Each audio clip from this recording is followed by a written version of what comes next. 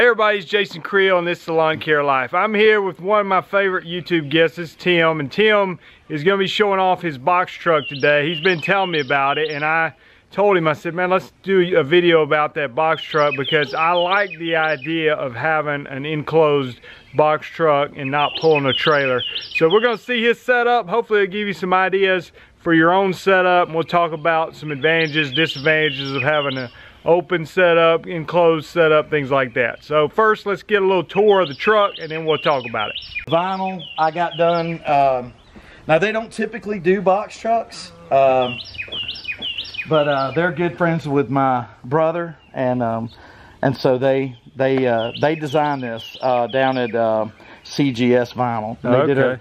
They did a fantastic job. I mean, that is exactly what they told me they were going to do, and I just kind of gave him artistic freedom and what I wanted on it, and he gave me a price, and he did this side, the other side, and the front, and the hood, and everything. Yeah, so that it came was out like a rolling billboard for sure. I know, it looks great, doesn't it? Yeah, I like your logo and everything about it. I think it's some really good branding. So, well, I told him I wanted the logo on there, but that massive thing was all his idea. When I saw it, I was like, what? Bigger's better. Right? And then I got this dovetail. Yeah, let's talk about the ramp here. That's a pretty serious ramp. So that wasn't on it when you bought the truck? No, when I bought the truck, it had a lift gate, and that's what all this is. I cut it off, and then I called Womack Truck Bodies. They're in Dallas, Georgia. Okay. And I called Brent, super nice guy, and he said that he could have one ready for me in a week. Okay. And I said, all right then. So I called him in a week, Mayor Clay. So I called him in a week, and he said, come on. And I drove there. It took them an hour to put this thing on. Wow. And they wired it and everything. And you know, everybody says one-hand operation and all this because it's spring-loaded and all that. My 3-year-old son, no joke, he could pick this thing up chest high. I mean, it's super easy to pick up. And matter of fact, I mean, you can see how when you raise, I think it's this side, when you raise it up, you can let it down from here. It's so spring-loaded that, you know, I mean, that's just crazy. That's pretty cool. So, $1,600 for that ramp, and it was $400 to put it on. Lifetime warranty. Yeah. And they did a fantastic job. So. Yeah. Well, it looks good and it looks functional. Let's take a look at the inside, and you sort of talk about what we see. Can we walk up in here? Yeah. Hold on a second. Let me show you something. You know, it's kind of dark in there, right? You stay right here and watch this. Oh, don't tell me oh no. What? Kind of dark in here, right? I'm nervous. He's telling me how dark it is in here. It's my rattlesnake button. He's got a rattlesnake. Oh man, we weren't ready for that. What? So this is on those overcast days and stuff, and you can't see in the box. Or if you want to work it in the dark, that's right. Sure you stay on the expanded middle. So I had this added so you could. You know, there was a little bitty tiny light right here. It wouldn't light up nothing. Yeah. So I had them take that off, and they added these 4 strips right here. Wow. Yeah, so it's pretty nice, man. All right, give us the tour here. Let's say I can tell you got Tim's like the Green Touch rack. Look, I love Green Touch. I love those guys, and I know somebody will probably say I've got this thing on the wrong side and upside down, and I'll answer a question that came up in one of our videos previously. They asked me why I put it on that side of the trailer. I like to watch my equipment. If it hasn't been hung right by one of my helpers or something, and it's just dangling, I want to be able to see it. So, but the reason that it's on the truck like this, it is exactly the same width as it is in here as it is on that trailer. So if I want to take this tool and put it on the trailer, I just take it off and put it over there. You know, so they're both interchangeable. I got you. And then we got the gas can holders and their hand rack, their hand tool rack. This is their latest version of the blower rack. In here, and it's got the. So which one is that with the? This is the version 3. Okay. And it's got this spring activated head. Okay. When you close it, you just let it go. And then it comes with this really thick rubber. I don't know, it's probably about 3/8 maybe. I got you. And you just stick it to the bottom of that, so that's kind of cool too. Is that one just for enclosed trailers, or would that one fit on? No. This one will also fit on open trailers as well. Okay. But I've just got it in this one. Matter of fact, I've got one of the version 2s sitting on the trailer right now. Okay. So. Version 2 over there. Yeah. So. And is that a green touchstone that up here with the 700 on it? It is, but this is their classic. This was actually the old school one. This is the first one that I bought from them, and the reason I kept this one, and I brought it over to the truck, is because to make this fit on this blower, you've got to cut some ribs in between here. I got you. So that this bar can slide through. Okay. And I didn't want to do that to another one of my blowers. Oh, and just for my little buddy Lee over across on the other side of the pond, here's my 700 with no waist straps. Okay. We had a guy made a video just for me over there in England. They have waist straps over there, and I told him that mine didn't, so I called Steel and found out why, and here's my brand new 700, also without waist straps. So you're talking about in England or something? Yeah, in England, well, a lot of countries, European countries, and they come with a waist belt. Okay. As part of it. But in America, it's an option. You can have it put on, but you have to take it to the dealer. You can't buy it online and add it yourself. You've got to take it to the place and have them put it on. So it's an option. It just costs more money. But over there in the UK and stuff, it doesn't cost any extra. And it just comes like that. So, but he and I had a discussion about that off of the last video we made on that 8. Okay. And he was like, mine's got waist straps. And I was like, no, man, you're crazy. Yeah. So, anyway. And then this is the 5-gallon can holder. Okay. And I just kind of took some bungees and stuck it up here. And this is the Green Touch battery-powered sprayer. I love this thing, man. It's awesome. I mainly stay with the adjustable tip right here. Yeah.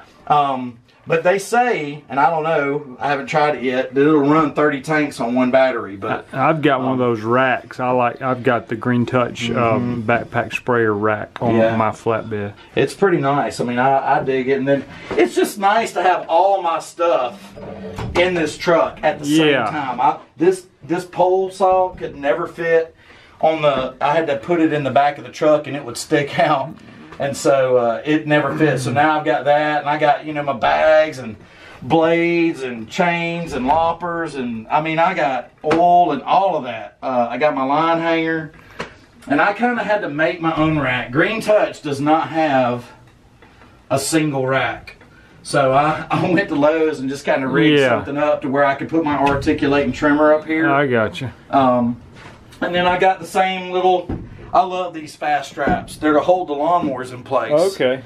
So when I've got the red one, it rides up here. But you got to have these things because they keep everything together. Yeah. So do you, when you pull the wheel up there, do you actually strap it to it, or you just pull it there and it sort of just? I don't. I kind of. I mean, I guess you could if you needed to. I had an experiment, because with the red one, I would strap it, and I would ride with the yellow one unstrapped. Yeah. And I kept doing that, strap it, unstrap it, strap it, unstrap it, and it got to be a pain at the end of the day. And at the end of the week, I was like, I wonder if that thing will ride without the straps. So I went, where Woodhaven is on the back, that real tall hill. I got back there, and I rode up there without this thing strapped up, and it didn't move. And I was like, I got you. So I took the straps off the front one, and the wedges are enough to hold it still with the brake. So I don't strap them at all unless I'm going a long way. And then I'll strap them up. Got you. So if I'm looking at your setup here, I'm just going to go. You got, obviously you got the enclosed box truck. You got steel edger, steel pole saw, steel trimmers. What model trimmers are those that you use? This one is a 130 right here, and then this one is the 94R. I got this one last year. Yeah. Which one of those do you like better? It depends on what you're doing. This one only weighs 10 pounds, and you can weed eat with it all day long. But if you're going to bust brush or something, and get that, I use that tri-blade, the three-pointed blade to bust brush with, and I use this one. So, I got you. But the helpers like this one because it's super light and it cranks easy, and it doesn't wear them out. You know, because this grass cutting thing is so laborious. So. Yeah. And then you've got two 700s. Where's your 800? I got two 7s. So the reason I don't ride with that 8, and everybody will probably agree, man, that thing is big. Yeah. And it ain't no joke. It's great for leaf season, but it's a little bit overkill when you just want to blow off a driveway or something. But I got you. The problem is that the 8 won't fit. So as you can see, the 700, this is the small bar. Green Touch will send you both. You get the big and the little bar, but it comes with the little one on it. And that'll fit the 7 perfect, like this. You know, you see it's nice and snug, but when you can't fit the 8 in here. So when you put the big bar on and you put the 8 in, it fits great. But then the 7 is all sloppy, and I don't like it. So as far as lawn care goes, I just ride with the 7s, and the 8 stays in the garage, and I'll use it here at the house to kind of keep it running every now and again. You know, you don't want it to sit forever, so I'll blow off the driveway or something here at the house. You know? Break it out in the fall when the leaves start so when it's leaf season, then it's Big Daddy's turn, you know. So, but it's a little much to be putting on to blow off a driveway, you know. And you've got a Honda push mower, I see. You use that just on small backyards and things. It's the same one that I've had. You know, you've kind of seen me evolve. You know, from I had that Tacoma. When I started, I had everything in the back of a Tacoma, and I bought a lawnmower from Sears, for a push mower with a bent shaft weed eater. You know, it's pretty pitiful. You know, so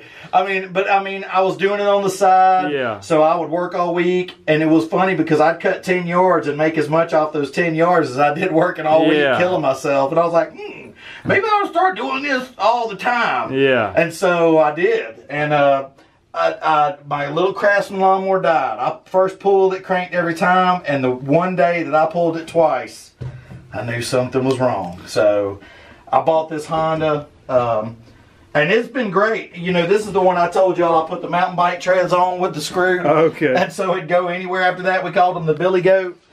So the plastic on these tires, it wears out and slicks out, you know, because it's hard plastic, like a big wheel, you know, when you were a kid. So I took mountain bike tires and cut the treads out of the centers of them, and then put screws in them and put it on the front and the back wheels. Man, this sucker will go anywhere now. That's innovative. You're right. Innovative. I got 3 of those now, so. This is kind of my bare bones setup. Usually when I'm fully loaded, I've got a little one here, and I've got a little one behind the yellow one. And then I got my red one up here, but I usually don't need a full complement. I've taken on some big commercial properties this year. So I'll have the 2 red ones, and then I don't need the little ones, or I'll bring a little one and the yellow one and not the red one. And so, see, this is one of the other drawbacks of the box truck. This thing is hot. Oh, I bet in the summertime. Even summer. You know what I mean? Yeah, I bet in the summer it's an oven in here. It's great, though, because you don't have to unload it every day. You close the door, you lock it, and you're done. I mean, that was one of the upsides. But, you know, when I started working in here, I had to cut all of this off of this side and this side, and man, I was burning up, and I was like, oh man, this ain't good at all, because it's gonna be hot. Tell me quickly about your mower here. I know you got, don't you still have another mower too? Yeah, I've got an X-Mark. What's your X-Mark? So you got an X-Mark ride-on mower? I got an X-Mark rider, it's a 4-foot radius. So, and I don't know, I might sell that one and get me a bigger one. I don't know yet. But I use this one mainly is what I use now. But I've got that X-Mark. I use it on real tall grass. This one doesn't like to mulch tall grass or real wet grass.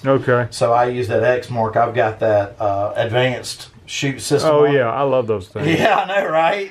They're great. But I broke one last year.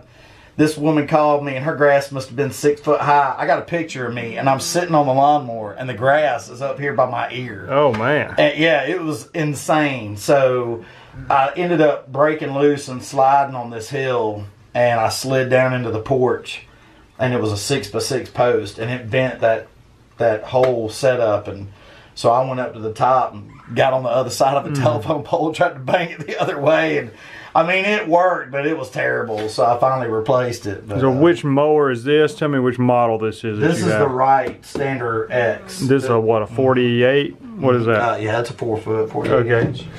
And so far, it's been pretty good. The tent on the front, I got done at Tent Pro, which is over here behind the Mazda dealership in Trussville. Okay, well, not people. The people watching don't necessarily live here, so they don't. Well, no. But anyway, he's got a great tent job. He wanted to point that out. What I did was, well, you know, those guys have forgotten more about tent than most people ever know, but I got them to do the windshield too. Okay. Because there's so much, you know, real estate on this thing that even if you tinted just the side windows, yeah, there's so much sun coming through here. Yeah. So this is an Air 80 that I had put on. It doesn't affect your vision, but it's got a really good heat rejection. Okay. And then I had the strip added, so that way when I've got the air conditioner on, it's actually keeping things cool instead of blowing hot air back at me. So I got that done, and then I got a little OBD 2 gauge.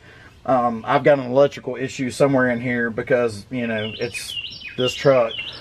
So I put this on so I can read the water temp on it. Okay. So, now, is this the first NPR you've had? it is. It's Is this a gas burner or a diesel? it's the 6-liter gas. Okay. Which is just a Chevy motor. Okay. So tell me just a minute, so somebody who's running an open trailer and now running a box truck, like, I mean, you mentioned one, like the security and the, like, so when you're done with the day, there's no unloading equipment, you just lock it up. So I think some added security, some added weather protection. What would you say were some other differences between open and closed, both pros and cons? I mean, you talked about the con being the heat, you know, it's one of the, man, that's one of the negatives. It's like keeping your gear in a microwave oven. And it's like, and you mentioned, hey Bobby, go up in there and get some stuff, bring it out. And you mentioned, you know, just being able to keep more stuff in here. It's like, it's not only it's like your own shop. I mean, you got tools, you got gas cans, you got it set up where you could do a lot of things in here. So those are some of the pros. What other differences would you say would be, you know, open versus closed? Well, you know, so, you know, on an open trailer, you know, you've only got so much space. Yeah. That was one of the reasons I took all of this off of those walls. I didn't want to be restricted to just where the slats were to put on my racks. So you can add and take away stuff on this all you want, but the drawback is you're driving a giant box. I mean, this thing is about as aerodynamic as a pirate sail. You know, it's just like, you're getting like 8 feet to the gallon, but you're taller, you know, so you got to be really careful about trees and stuff hanging over. I mean, I bought this thing and it looked like Wolverine had done run down the side of it a couple times, but I mean, you know, we covered it up with a vinyl sticker, was like, shee-wee, man, that looks good, and just kept going with it. So, but yeah, and then there's the heat, but you know, the stuff's just not exposed to the weather like it was. I mean, you could see those 2 blowers. I mean, you know, you could see the 700, how faded it is. I mean, that thing's been living outside on that open trailer, but, you know, every day, and some people may have an open trailer with a big giant shop. Here at Shamrock, we're poor. And we don't have that option. So at the end of every day, we back up and we unload. And when I say we, I mean me, because nobody's ever working for me. Yeah, I say we all the time. Right? And I really mean me. Right? It's like, I'm all alone. Yeah. But yeah, so I unloaded every single day, you know, and you've only got so much rail that you can put stuff on. I mean, I had that thing pretty full, and I left that one side open so I could put mulch and stuff in on this side, you know. I mean, there's just only so much you can do with it. But I do like the openness of the open trailer because, you know, you can see behind it. You can see everything. You know, with this box truck, you know, you ain't got x-ray vision. You can't see through it. So you really gotta, but if you've been driving a trailer before, you know, and now we'll tell you something that changes things is this box truck with a dovetail on it, she's got swing. She's got a hiney on her now. Yeah. So you can't get up against something, you know, a foot away and then just turn because that tail will just rip a hole right through it. And I bought this thing, I didn't even use it yet, and I took it to a shop and they hit it and bent one of the things, and it ain't bad, you know, it's not the end of the world, but you know, at $2,000, I'd like to be the first one that tore it up, but I was not. So I used to have that experience when you find somebody that's new, right? I don't know if you ever use a walker mower, but those walkers that have the big hopper on the back. Yeah. And sometimes it was a learning curve because when you'd swing that thing around, it was like an alligator tail. Right, yeah. You'd knock somebody's mailbox. I mean, people that doesn't know what they were doing. Yeah, so. Man, yeah. Yeah, I'm sure it's a learning curve. But I do like not pulling a trailer. I mean, you know, there's something about not having a trailer and having to just a little more maneuverable. I'm not saying this thing's super maneuverable, but you know, if you're pulling in somebody's driveway and having to back out with a trailer and things like that, I mean, it can be slightly inconvenient. It is, you know, or if you just pull up on the side of the road, you know, like I live on a pretty narrow street, you know, but you got to find somewhere to turn around. Yeah. You know, but not in this thing. You just pull in the driveway and back it on up. It is nice because you don't have to look for somewhere to back it up. But you know, when you've got an open trailer, you know, that's just, I mean, that's part of the game, you know. I mean, that's what you got to do. I mean, I don't know what these cats with enclosed trailers, man, I can't imagine. I wouldn't want it. Yeah. You know, I mean, because those things sit really low in the back end of them behind the wheels. You know, if you go up, you know, an incline that's a certain height, it scrubs the back of it. You know, and I don't know, but you know, other than costing me a fortune to fix it up, and just constantly being in the shop. I mean, I've had this thing since April of 2018, and she's just now starting to turn around and be able to be used for work. Yeah. You know, it's not bad. You know, I mean, everything's got its pros and cons. Well, you bought an older one that needed some work on it, as you've explained to me, but you know, I think you got a great setup. I'm going to give one more tour of it. And just you got to be careful when you say little work. You got you need to know what you're getting into. A little, man. As in, you know, we could have probably bought a house, a decent house. Exactly. But anyway, you got a great setup, a lot of steel equipment, a lot of green touch racks, and you could, you know, certainly fit more equipment in here. Like you said, you could put two mowers and 2 0-turns in here, probably no problem with your push mowers and be able to knock out some of those big properties and then keeping it secure. I wish it was about 2 foot longer and maybe another foot and a half taller.